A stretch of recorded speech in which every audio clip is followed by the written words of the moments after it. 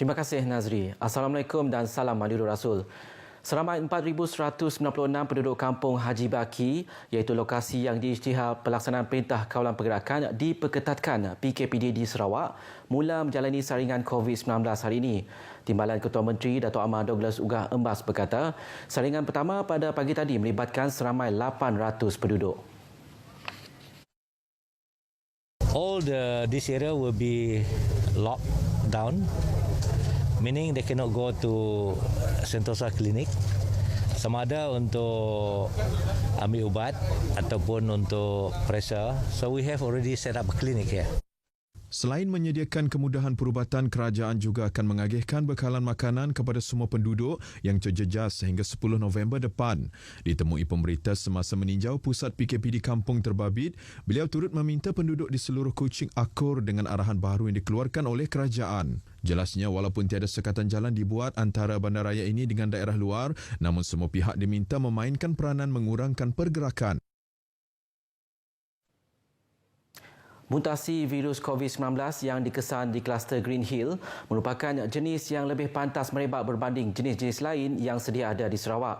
Mendedahkan perkara itu, Menteri Kerajaan Tempatan dan Perumahan, Datuk Seri Dr. Sim Kui Hian berkata, kajian makmal mendapati jenis virus itu mempunyai daya inkubasi yang lebih cepat iaitu 3 hingga 5 hari berbanding jenis sebelum ini yang mengambil sehingga 14 hari sebelum ia dikesan. Symptoms very fast. Instead of 14 days, about day 3 to day 5, they become positive, and the virus load is high, so it spread very fast. Bercakap kepada pemberita di kampung Haji Baki, beliau memaklumkan jenis virus terbabit mempunyai kemampuan untuk merebak dengan pantas dan meluas.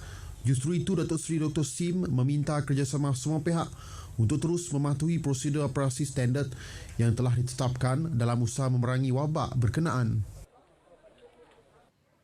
Program-program baru di bawah Majlis Pembangunan Sosial MPS yang dirancang untuk dilaksanakan pada tahun ini akan diadakan mengikut kebiasaan baru. Menteri Kebajikan, Kesejahteraan Komuniti, Wanita, Keluarga dan Pembangunan Kanak-kanak, Datuk Seri Fatimah Abdullah memberitahu antara program baru itu ialah Randau Pembangunan Sosial yang dijalankan secara alternatif berikutan pandemik COVID-19. Datuk Seri Fatimah Abdullah menjelaskan kaedah alternatif yang diambil ialah menggunakan perkongsian video secara pembelajaran berasaskan komuniti atau CBL. Mengulas lanjut, beliau berkata video yang direka adalah hasil kreativiti oleh rakan-rakan strategik untuk menyampaikan maklumat serta informasi berkaitan dengan permasalahan isu-isu sosial di Sarawak. Datuk Seri Fatimah berkata demikian pada sidang media selepas mesyuarat MPS Bilangan 3 2020 serta penyerahan watika pelantikan semula ahli MPS di Kuching. Seramai 32 ahli MPS menerima watika pelantikan semula bagi sesi 2020-2022. Dalam perkembangan, Datuk Seri Fatimah mendedahkan satu lagi program baru iaitu program Randau Solidariti Komuniti merupakan pendekatan outreach terbaru MPS ke arah meningkatkan perpaduan dalam kalangan rakyat khususnya peringkat komuniti.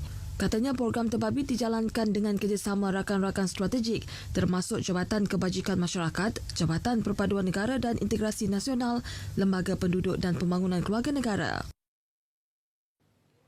Selari dengan tema sambutan Maulidur Rasul tahun ini, Ummah Rabbani Negara Harmoni, masyarakat berbilang kaum di Sarawak terus diseru mengekalkan perpaduan untuk membolehkan usaha pembangunan oleh kerajaan dilaksanakan. Menteri Pelancongan, Kesenian dan Kebudayaan, Datuk Abdul Karim Rahman Hamzah berkata, ia amat penting bagi mewujudkan sebuah keadaan dalam negeri yang lebih aman dan harmoni.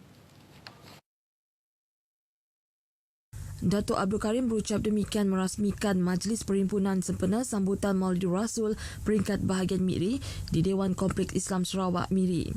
Biarpun disambut secara ringkas dan sederhana, beliau berharap rakyat sentiasa mengamalkan langkah berjaga-jaga ekoran penularan wabak COVID-19 ketika ini.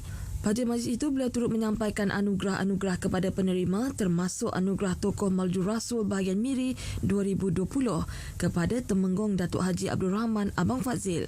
Dalam pada itu, Ahli Dewan Undangan Negeri Adun Simunjan Auladris menyifatkan tema sambutan Maulid Rasul tahun ini Ummah Rabbani Negara Harmoni amat signifikan kerana ekoran penularan COVID-19, kerajaan dapat memfokuskan terhadap pengukuhan aspek pentadbiran untuk rakyat. Tambahnya, pengukuhan pentadbiran terutama di peringkat kerajaan amat diperlukan bagi mengatasi masalah-masalah lain yang turut meningkat naik seperti isu kesihatan mental dan ketidakseimbangan ekonomi akibat COVID-19.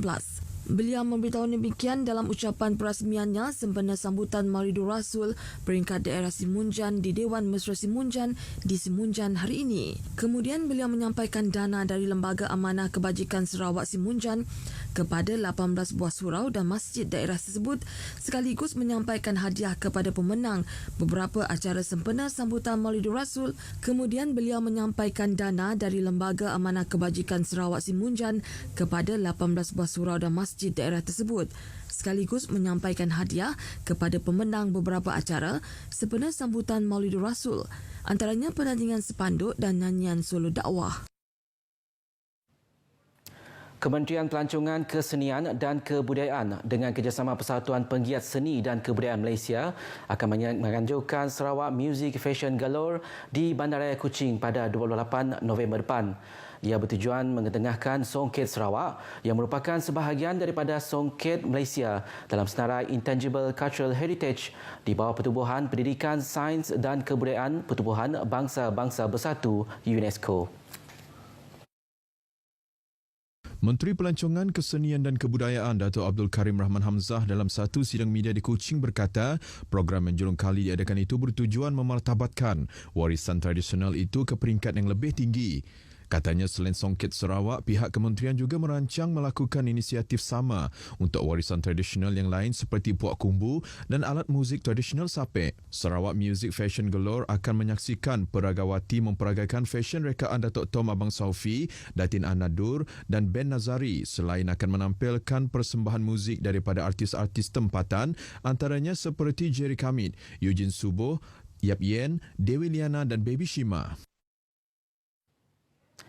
Unit Integriti dan Ombudsman Negeri Union bersama Unit Hal Ehwal Agama lain UNI4 dan pejabat residen bahagian Bintulu julung kalinya mengadakan forum integriti dari pelbagai perspektif agama.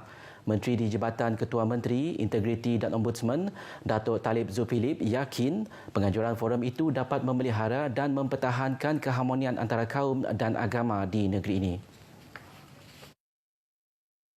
Datuk Talib Zulkifli yang juga Ahli Dewan Undangan Negeri Jepak menambah, penganjuran forum itu juga bertujuan meningkatkan kesedaran, komitmen dan kerjasama antara agama dalam usaha menangani isu-isu berkaitan integriti.